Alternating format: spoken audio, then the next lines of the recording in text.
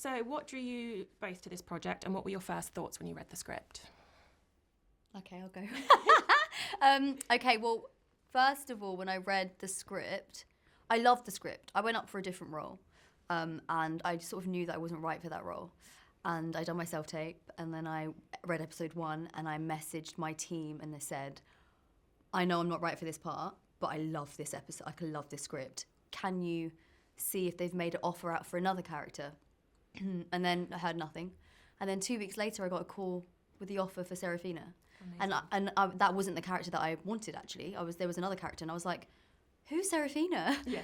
They then sent me 3 episodes to see if I liked it. And as soon as I read those 3 episodes, as soon as I saw Conrad, I was like, who's playing Conrad? Pierce. Huh. Maeve, who's playing Helen?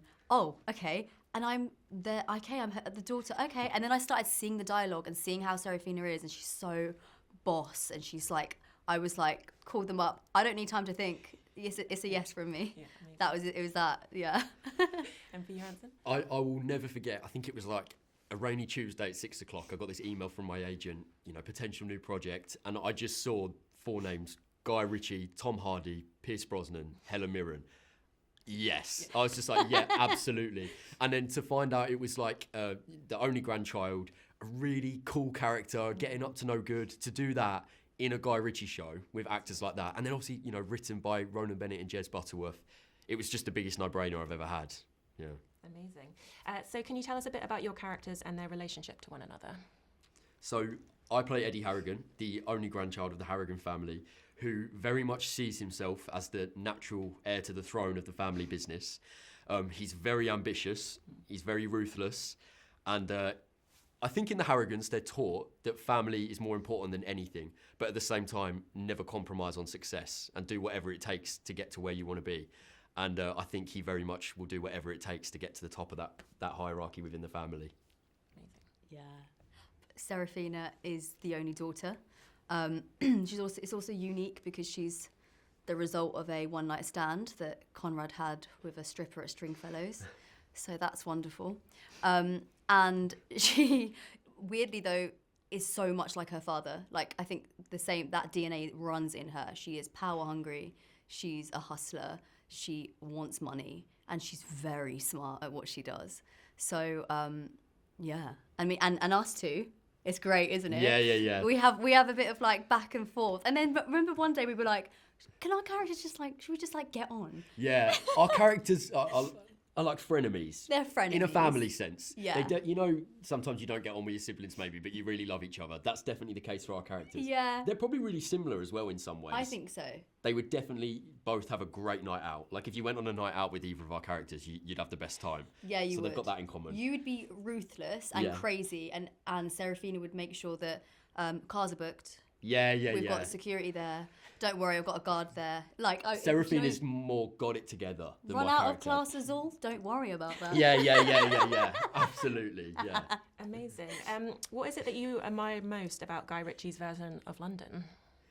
For me, Guy just understands quintessential English banter and how to make it really work in a script in the most amazing way. When you work with him, I think I've never had a director make me feel so empowered to like use my own sense of humour in my work. He just makes you feel so comfortable, and like being on his sets are kind of like watching his films. Like it's very fast, isn't it? Yeah. Very slick, very fun. You sort of feel like you're down the pub in the best way when you're on one of his sets. Just there's that banter flowing all the time, and it really seeps into the work that you're doing as well. It's so much fun working with Guy. I've loved it. Amazing. How was it working with the rest of the cast, like Tom, Pierce and Helen and everyone else? It's just an amazing cast, isn't it? It's an amazing cast, and I must say, for such big names and big stars, they are the most down-to-earth people ever. Like, there's no ego. It's everyone's just chill and great, and everyone's actually having a good time. So, yeah, it was great. It was infectious, wasn't it? Helen and Pierce's energy for their work still, with all the experience they've got. Like, they just brought the energy every single take, and it kind of made us want to keep going as well, didn't it? Yeah, like, I learned so much as well, being that close up. But also, as I said before, like, that space, that I can't give too much away, but I have a scene a few scenes with Helen where my character's, you know, probably at her most vulnerable, which is hard for her. She's not. She's normally, you don't see through anything. And I must say, Helen held that space for me, told all the crew, like, give her a moment. Like, she really gave me that time to get to where I needed to get to, and I'll forever be grateful for that. Because, you know, if you're getting to a sad place or whatever, and you banter on set is banter on set, especially on a Guy Ritchie, you know, production. So crew are doing this, like, all right, mate, do you know what I mean? Great. But if I'm trying to be in my head, and then just her to be like, can everyone just give her a moment, take your time? And I'm like, you don't have to do that, but you've done that, and I'm so grateful, and it brought out the best. So yeah, go on, Dame Helen Mirren. Amazing. Well, that's all the time we have, so thank you so much. Thank Appreciate you. it. Thank you.